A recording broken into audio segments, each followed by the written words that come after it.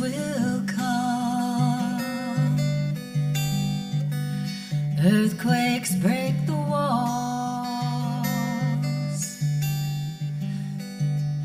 Oceans rise.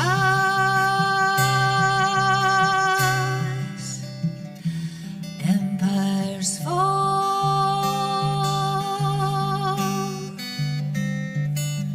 Enter world light unshone. Follow heart, follow home. Here we are, light unshone. One round heart, one round home. Spin the speed of light, tetrahedron blue. One last paradise. You can make for you.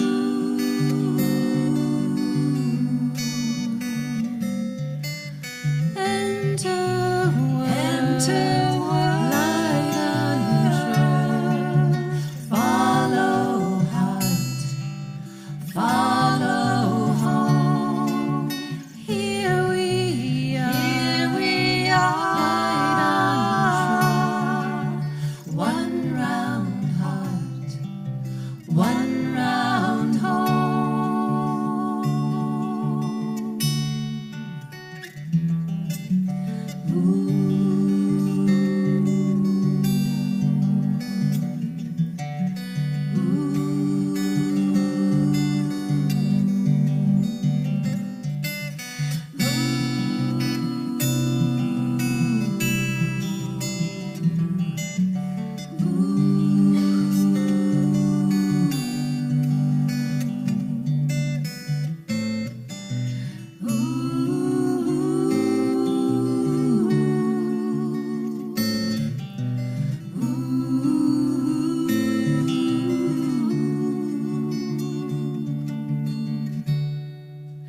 Faster than a ship, further than a ball. See the glowing grid, send love throughout the throng.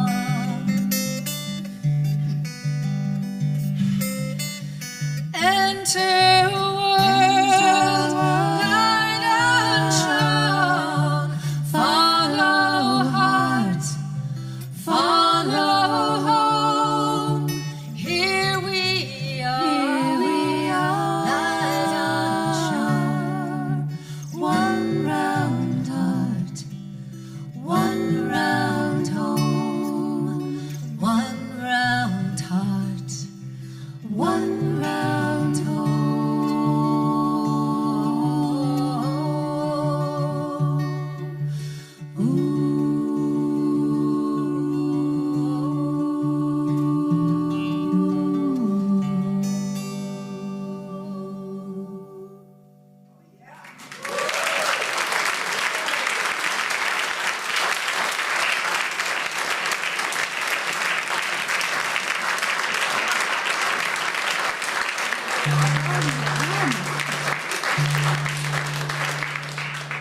Come, come, whoever you are, wanderer, worshiper, lover of me. Ours is no caravan of despair. Come yet again, come. Come, come, whoever you are, wanderer, worshiper, lover of thee. Ours is no caravan of despair. Come yet again, come.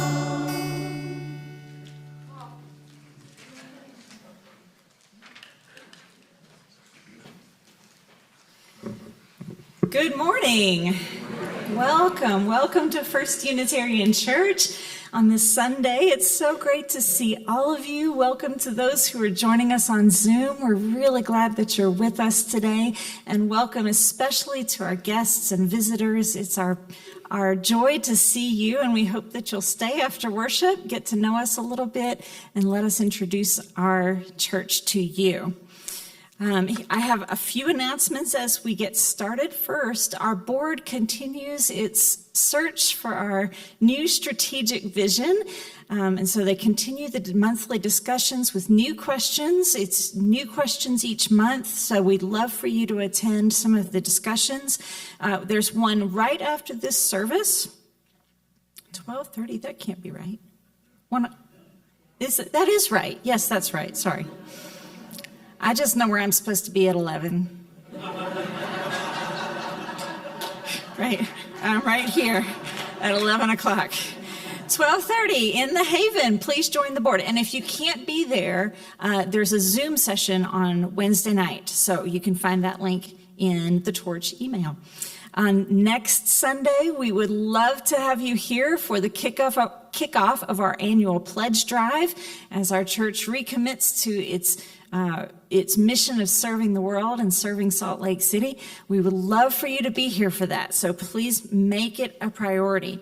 Finally, our social justice team is partnering with Unsheltered Utah to help our unsheltered neighbors during this frigid season of the year. We invite you to donate gently used suitcases with wheels. The wheels have to work, as well as new warm underclothes and shoes for adults, especially the large size shoes.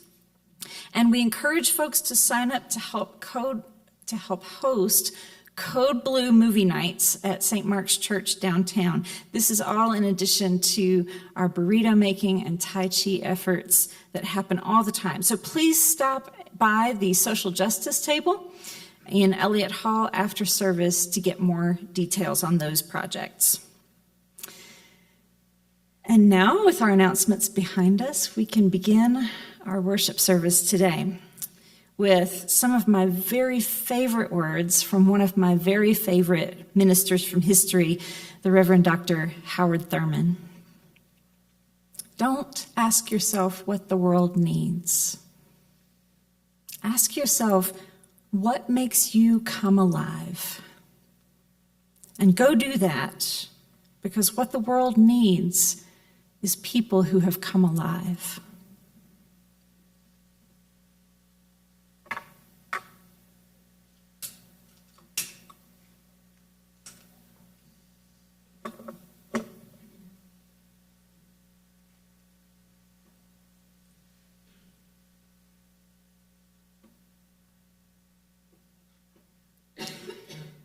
Now I invite you to rise in body or in spirit. Let's join our 3+1 ensemble as we sing together number 100.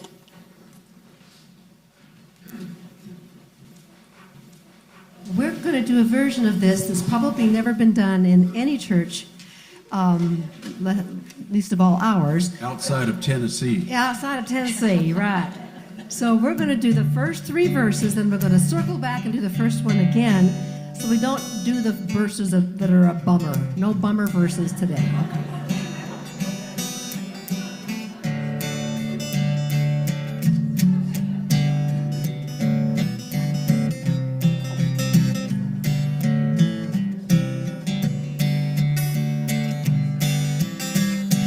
I've got peace like a river. I got peace like a river.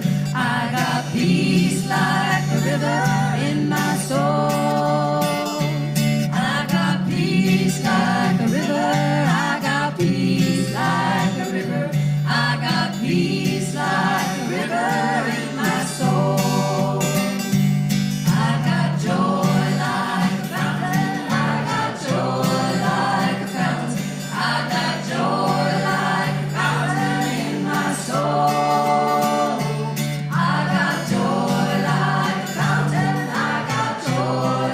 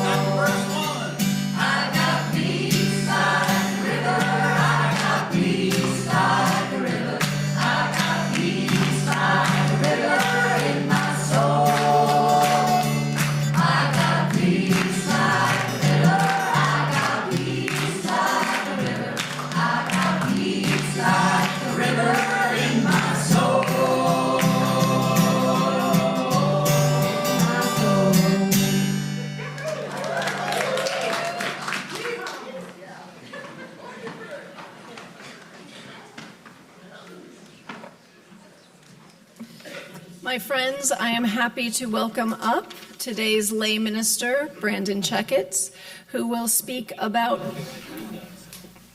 Siri.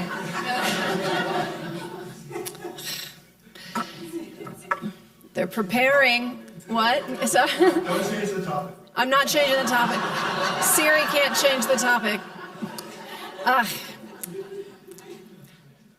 Brandon will talk about January's lay ministry theme of equity, right? Yes. Okay.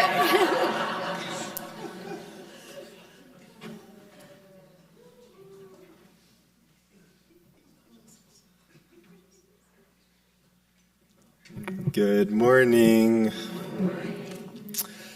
Every time Reverend Jay lets us lay ministers know what next month's topic will be, I think this is it. Here is where I bow out and say, it's been fun doing this lay minister thing, but I don't have anything to contribute to next month's topic. That's how I felt when I learned January's topic would be equity.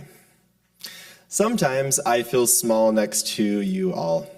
Many of you have read more books than I have, attended more school, and lived more years of life. But I remind myself that there are many dimensions of intelligence, education, and wisdom. So I silence that voice of doubt and continue showing up, sharing my mind and heart, knowing it is diverse perspectives from all types of people that create constructive dialogue in spaces like these. I grew up in a conservative, largely homogenous town near the Utah-Idaho border. We didn't talk much about issues of equity, and for a time, I perceived the world as mostly fair.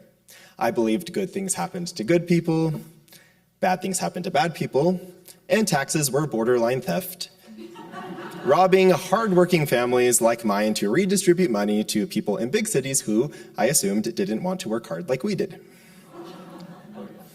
As you can imagine, once I left home for college, my worldview shifted, as I meaningfully connected with people from different backgrounds and perspectives, which expanded my thinking. Then, a few years later, I took a fully remote job with a tech company that's allowed me to travel to 18 countries while working the past 6 years. Those travels exposed me to inequities in wealth distribution, economic opportunity, and how all this correlates with race and country of origin. But even though I've already used up a third of my time, I'm actually not about to try and unpack these macro, politically charged issues we're all well aware of. Suffice it to say, my 18-year-old views have greatly shifted these past 10 years. So I continued thinking about equity, and what else in the Unitarians' God's name I could share on this topic. While in the middle of a good caffeinated run, which is often where I get my inspiration, I thought, if the whole concept of equity acknowledges that people start from different places and require adjustments to imbalances, are there other starting points besides wealth and economic opportunity that require adjustments to imbalances? That's when I started thinking about equity through the lens of mental health and emotional well-being. This is another area where my views have changed. See, growing up, I subscribed to the be strong, get up, and get over it mindset. I believed the best way to deal with trauma or emotional hardship was by denying the existence of it and moving on. Just get some sunlight, go for a run, make your bed, say hi to your neighbor, and wash your car. You'll feel great. And I'm not saying these things can't help. For me, they really do. But for much of my life, I subscribed to an oversimplified and inaccurate approach to mental health, even as signs of emerging anxiety and depression showed up in my mid-20s. Additionally, I often compared myself to my brother, Carson. You see, Carson has it all and appears to be enjoying the path of least resistance. Picture a 6-foot-tall, white, straight, long-haired, athletic, charismatic, go-with-the-flow, non-questioning, happily believing Mormon, former student body president kind of guy, living with his beautiful wife in their single-family home on the North Shore of Hawaii. Oh, and he surfs. Yes, Carson is the promised child, and all of us siblings know it. I hope my mom isn't tuning in today. Now, I'm not saying I'm not fabulous in my own right. I was a strong contender for the Promised Child trophy, at least until I experienced a major faith transition, left my former religion, went through a divorce, and embraced my authentic sexuality. 5 years ago, I was sitting in the aftermath of what felt like an explosion. I tried to ignore the grief, move on, and get back into the race of being fabulous. But no matter how hard I tried, anxiety and depression kept popping up like a game of whack-a-mole. I resisted acknowledging my unmet mental health needs. I told myself, Carson's happy, so why shouldn't I be? We are brothers, after all, aren't we equal? But equality is not equity. I eventually realized I had different needs than Carson, and meeting those needs didn't make me weak or broken. It was an opportunity to grow, gain wisdom, and become stronger. By the way, my therapist is highly skeptical that Carson is as perfectly happy as I think he is, but that's neither here nor there. A few years ago, I accepted where I'm at, not where I should be, not where Carson is, and honored my own need for adjustments to imbalances. Through therapy, life coaching, breathwork, meditation, creative writing, self-help books, deep talks with trusted friends, and a handful of ugly cries with my mom, I'm finding balance and healing. I'm learning to understand and meet my own mental health needs. In a way, I'm achieving a sense of equity for myself, driven by that inner light of love and compassion. And let me just say, that's a fudging brave journey, and cheers to those who are on it. And that's led me to think about how we can share this same love and compassion with others. How can we create a more robust dialogue and culture that recognizes and meets the unique mental health needs of those around us? Do we acknowledge that everyone starts from different emotional places? Do we stay open to understanding our individual needs for regulation and the unique needs of others? Do we work to understand and honor these differences, including our own? Just as equity calls us to adjust imbalances in economic opportunity and wealth, it also calls us to adjust imbalances in emotional and mental well-being. I believe that when we meet our own needs and the needs of others with understanding and compassion, we build not just a more equitable world, but a more connected and healing one. May it be so.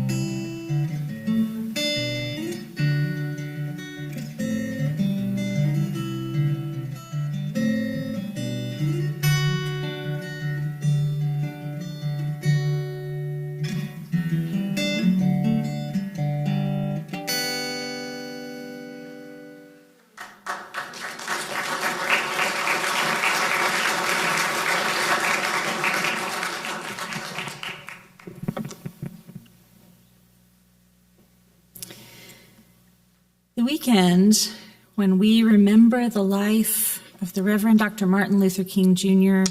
and the many individuals who created the communities of solidarity that transformed our nation during the civil rights movement, has become a weekend when we are invited into service for our community and our nation. The volunteer actions that we take put us in contact with people who may be very different from us, yet share our patriotic values, compassion, equity, and the freedom for each person to be who they truly are. When we volunteer, we reinforce the cooperative spirit that strengthens democracy and builds community trust. Faced as we are with a rising tide of authoritarianism in democracies all around the world, many of us want to shake off the fear that would have us freeze or capitulate. But fighting is not our only other option. Volunteering is a form of nonviolent direct action that refutes the forces of authoritarianism just as firmly as protests and boycotts. This is how we build the communities that we are dreaming about. A life of service begins with a life of listening. A life of listening begins with a moment of stillness. So I invite you into stillness now. Close your eyes if you wish. Take a breath if it's helpful. Take a look around your body and see if there are any places where you're holding on to tension or tightness. Your eyebrows, your temples, your fingers or toes, your jaw. I invite each of these little tensions to gently release and let go. And when you feel you've released these little things, become aware of this place. The seat beneath you, the little noises in the room, the energy of the people near you. Your body is solid, and you are in a place with others, not just a brain floating around thinking thoughts, but a person in space and time and in community. This is real life.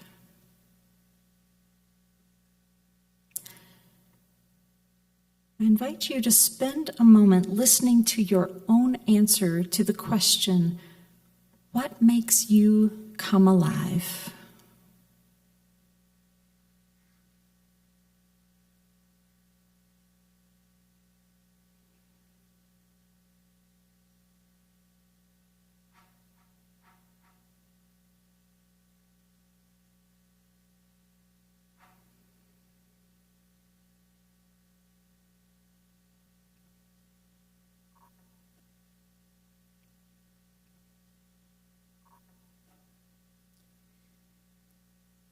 Now release that question and consider this one.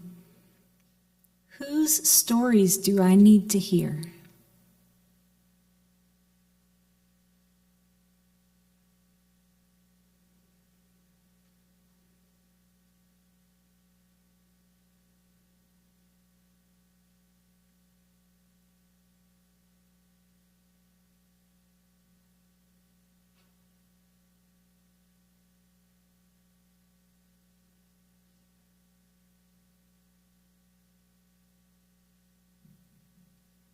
And finally, invite yourself to wonder, how can I help?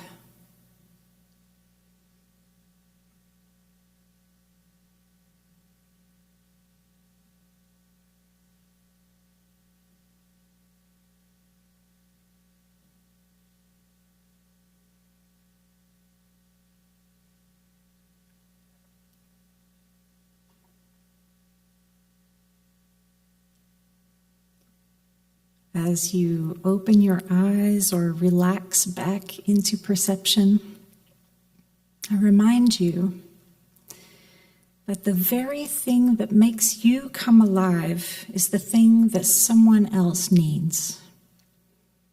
Because we all need each other, and we are all endowed with the capacity to show up for one another. This is the fundamental basis of community, and it is our natural state.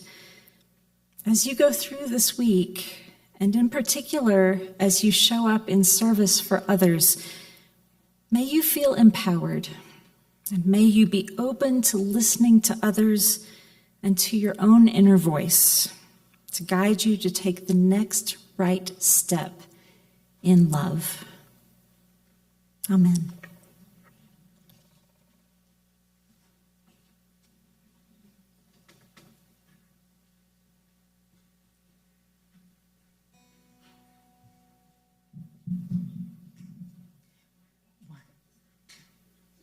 We shall be known by the company we keep, by the ones who circle round to tend these fires. We shall be known by the ones who sow and reap the seeds of change alive from deep within the earth. It is time now. It is time now that we thrive. It is time we lead ourselves into the well. It is time now, and what a time to be alive. In this great turning we shall learn to lead in love. In this great turning we shall learn to lead in love. We shall be known by the company we keep, by the ones who circle round to tend these fires. We shall be known by the ones who sow and reap the seeds of change alive from deep within the earth. It is time now. It is time now that we thrive. It is time we lead ourselves into the well. It is time now, and what a time to be alive. In this great turning we shall learn to lead in love. In this great turning we shall learn to lead in love. We shall be known by the company we keep, by the ones who circle round to tend these fires. We shall be known by the ones who sow and reap the seeds of change alive from deep within the earth. It is time now. It is time now that we thrive. It is time we lead ourselves into the well. It is time now, and what a time to be alive. In this great turning we shall learn to lead in love. In this great turning we shall learn to lead in love. In this great turning we shall learn to lead in love.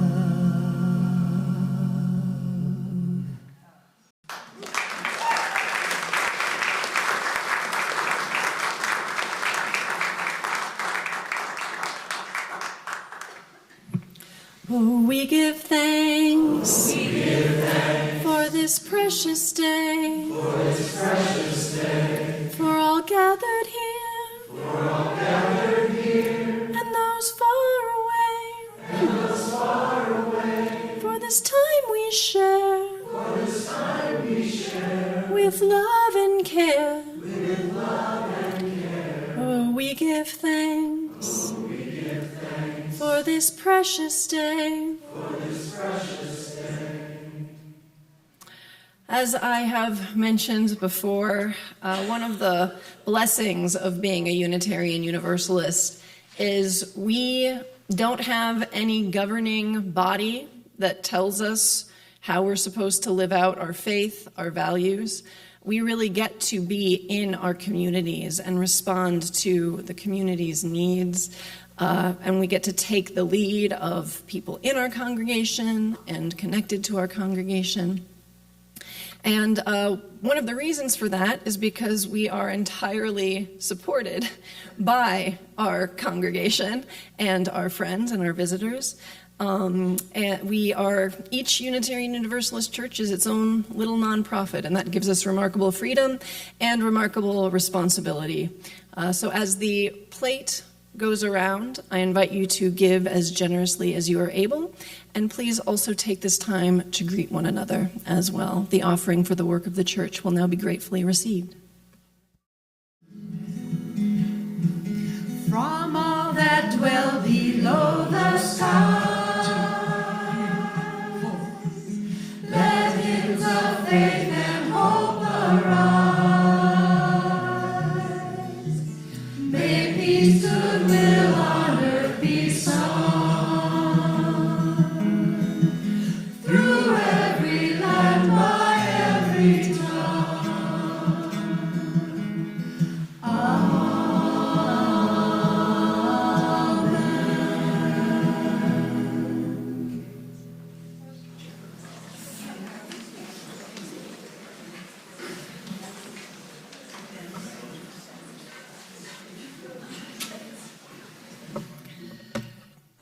With the inauguration coming up tomorrow, I expect many of us are feeling all sorts of ways. Many may be feeling extra vulnerable or anxious, and maybe even frightened. And I want to ask us to be tender with ourselves and each other now. But this weekend also honors the Reverend Dr. Martin Luther King Jr. and the civil rights movement of the mid-20th century. A period in history full of turmoil, unrest, division, and even violence. But also, ultimately, one of the most noble moments in our history, when I think we can all agree, human beings did help the moral arc of the universe bend toward justice, at least in the United States. And I was texting with a colleague about the weirdness of preaching a Martin Luther King Day sermon the day before this particular inauguration. It almost felt like a slap in the face.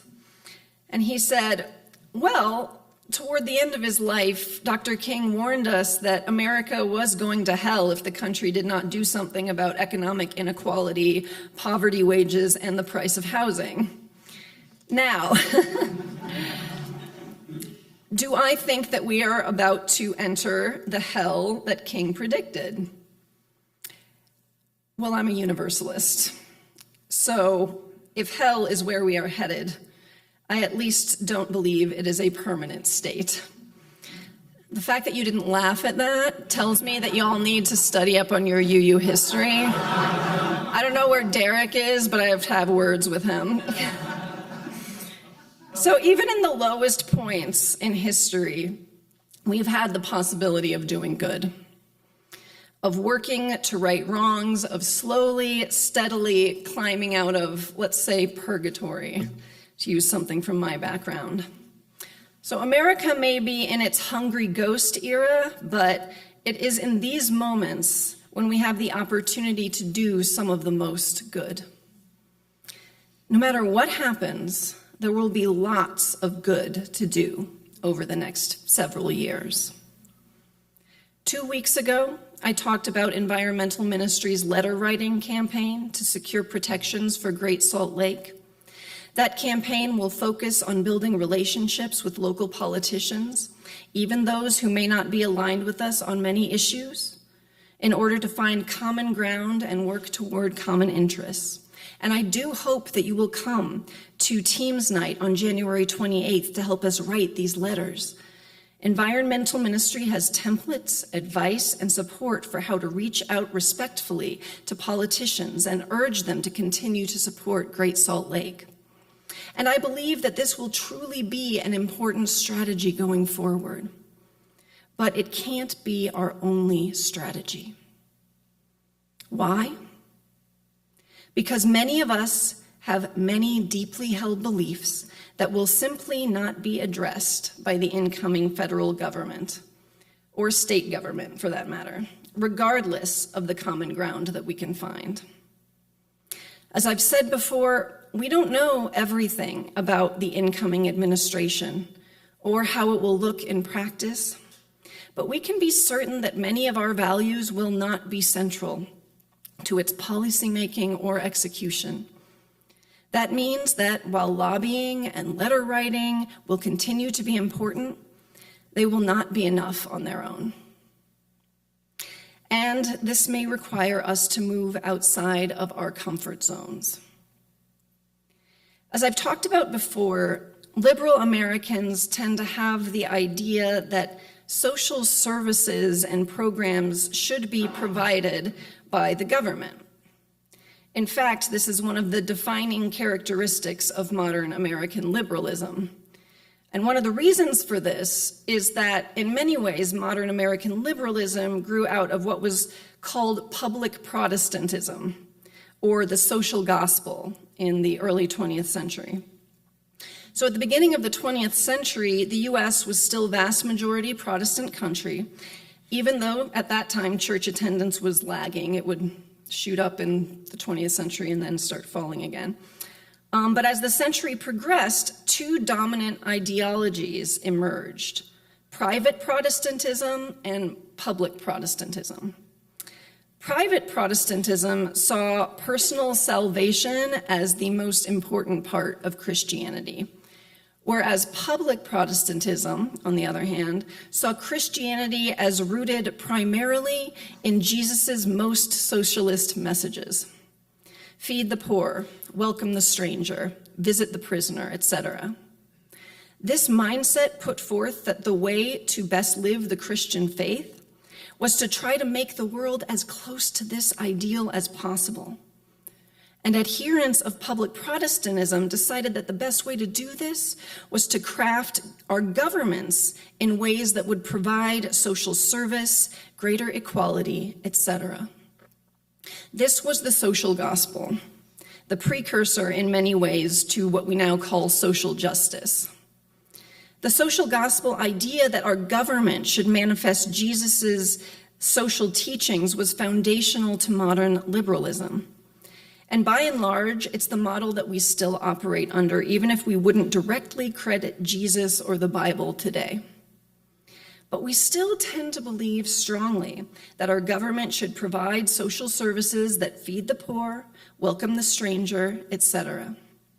We therefore put a lot of energy into both choosing candidates and then pressuring politicians to enact policies that will bring about the outcomes we want to see on a sweeping society-wide scale. But one of the pitfalls of this mindset is that when we lose power, we feel like all is lost. When we don't get what we want on the federal or state level, we can feel utterly defeated and powerless. But this robs us of the real and often more influential power that we have in our own neighborhoods to bring about the change that we want to see. We may not see the sweeping countrywide reforms we would like, but we can do quite a bit to make people's lives better right where we live. For the next 4 years, I believe we will need to think small to think big. The civil rights movement is a great place to look for inspiration as we move forward. The Montgomery bus boycotts, after all, were not a national effort. They were in many ways a hyper-local effort that then had national repercussions. And this, of course, was by design. And in many ways, this took place at the height of the success of public Protestantism. Martin Luther King's famous invocation of the moral arc of the universe bending toward justice was dripping with social gospel faith. But perhaps looking to another major player in the civil rights movement might feel more useful to us in our current political climate. The Black Panther Party as a group famously did not put the same faith in the moral arc of the American government that we find in Martin Luther King's speeches. The Black Panthers did not believe that the government would ever have the best interest of their community at heart without drastic change. They thought big in that they believed raising the consciousness of Black Americans, by doing this, they would spur a revolution that would dramatically shift the structural imbalances inherent in the American system. But while they worked toward that, they thought small as well. The Black Panthers created a series of what they called survival programs to address needs that they found within their communities. According to the Dr. Huey P. Newton Foundation, the survival programs, which covered such diverse areas as healthcare and food services, were meant to meet the needs of the community until we could all move to change the social conditions that make it impossible for the people to afford the things they need and desire. The first of these survival programs was free breakfast for school children. The party knew that many Black children in Oakland were going to school without breakfast, and posited that going to school hungry would impact school performance. So they started offering free, hot, nutritionally balanced breakfasts for school children in the neighborhood 5 days a week. Sample menus included eggs, bacon, pancakes, grits, home fries, fresh fruit, milk, and sometimes even juice or hot chocolate. Sure enough, soon, overall school performance improved among those children who participated in the program.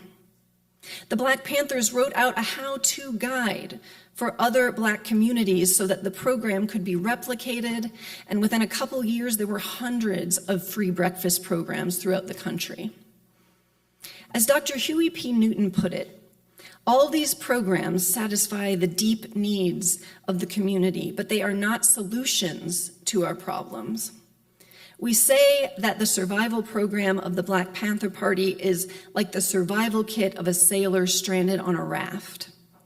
It helps him to sustain himself until he can get completely out of that situation. Now, I know none of us wanted to be in a position where we are talking about sustaining sailors stranded on rafts, but that is nevertheless where we find ourselves. Now, it's important to mention that these were community-led programs by and for Black communities at the time. It was not charity imposed from without. So as we work for the next few years, we must remember when to lead and when to follow. We do not always have to create the thing. Sometimes we can support the work of those who are already doing it. And I know we all have big hearts, and they will likely break over and over again in the next few years. We want to lead the charge, we want to save the world, but we must also be realistic. We must know what we can do and what we can't, and focus our efforts where we can have the most impact and where we can do so sustainably and realistically. This might mean we are not in the news all the time as the leaders of the resistance, but it will mean making a real, lasting difference in our communities. Besides, even these hyper-local actions can wind up having sweeping national consequences that we tend to want. After a few years of the free breakfast program popping up all over the country, the government actually became embarrassed, with a top official admitting the Panthers are feeding more kids than we are. Eventually, the government even stole, frankly, the idea, and it became the school breakfast program, which still to this day provides low and no cost breakfast to children and low-income families across the country. My friends, protests and grand actions are all well and good. I doubt the civil rights movement would have been as successful without them. But we must remember that sometimes making real change is making pancakes. Listen, friends, if you read the same publications that I do, there are going to be a lot of headlines in the next couple weeks that will both feed and feed on your anxiety. Now, I get it. Fear and anxiety are valid, and I am right there with you. But if left unchecked, fear and anxiety can paralyze us. I get into these news reading loops, right, that confirm all my worst fears, and I just wind up thinking, what's the point?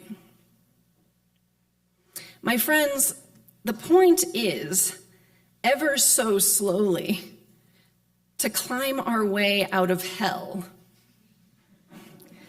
That paralyzing feeling of what's the point, that is truly hell. In Dante's Inferno, the ninth circle of hell, the deepest, most terrible one, is not filled with fire. It is filled with a lake of ice.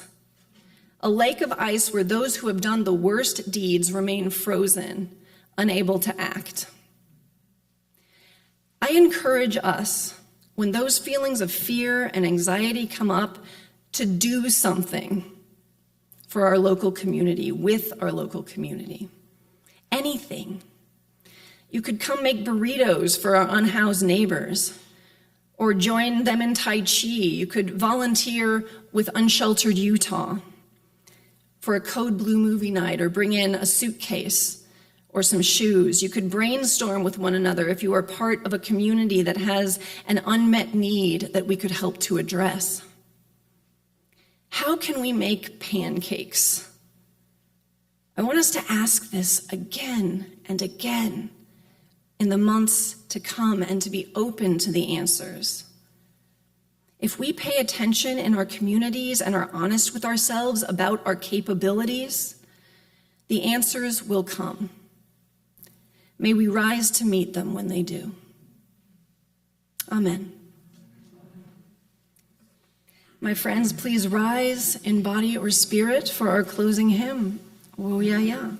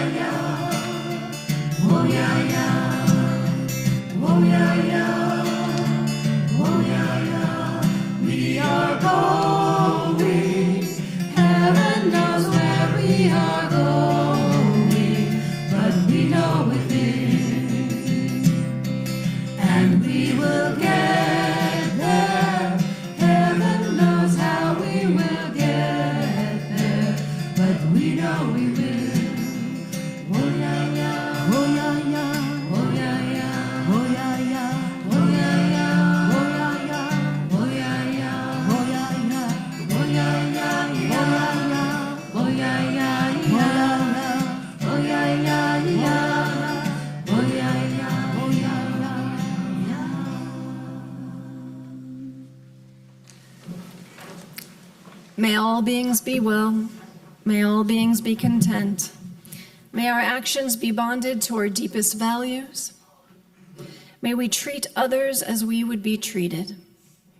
May we move through each day with compassion toward ourselves, our friends, and our enemies. May each breath bring us closer to our truest selves and to those we love. May it be so.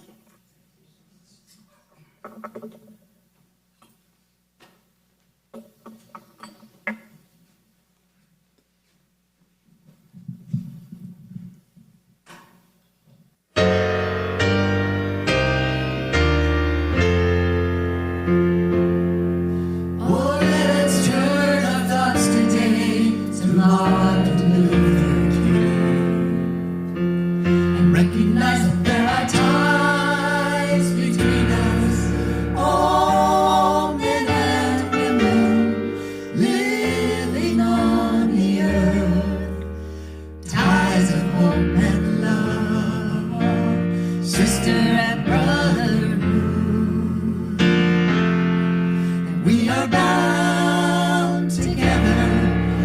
our desire to see the world become a place in which our children can grow free and strong. We are bound together by the task that stands before us and the road that lies ahead. We are bound and we are bound. There is a feeling like the clenching of a fist. There is a hunger in the center of the chest. There is a passage through the darkness and the mist. And though the body sleeps, the heart will never rest. Shed a little light, oh Lord, so that we can see, ah yeah, just a little light, shed a little light, oh Lord. Gonna stand it on up, stand it on up, stand it on up, oh Lord. Stand on up, Lord. Wanna walk it on down, shed a little light, oh Lord. Can't get no light from a dollar bill. Give me no light from no dollar bill. Don't give me no light from a TV screen. No, no, no, no. When I open my eyes, I wanna drink my fill from the well on the hill. If you know what I'm doing, shed a little light, oh Lord, so that we can see, ah yeah, just a little light, oh Lord.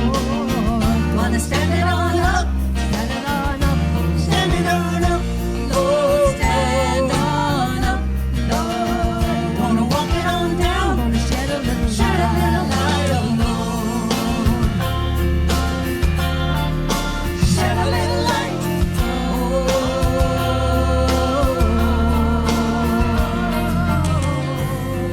There's a feeling like the clenching of a fist. There is a hunger in the center of the chest. There's a passage through the darkness and the mist. And though the body sleeps, the heart will never rest. Oh, let us turn our thoughts today to Martin Luther King and recognize that there are ties between us, all men and women living on the earth. Ties of hope and love, sister and brotherhood.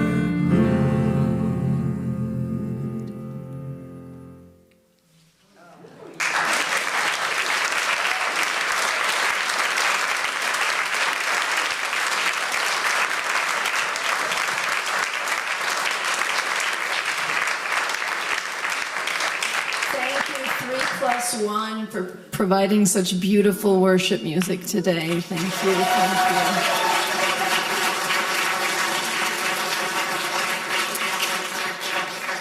you. My friends, I hope to see you out there in coffee hour. If you're new, I hope you'll stop by the welcome table and say hi, and go forth. Namaste.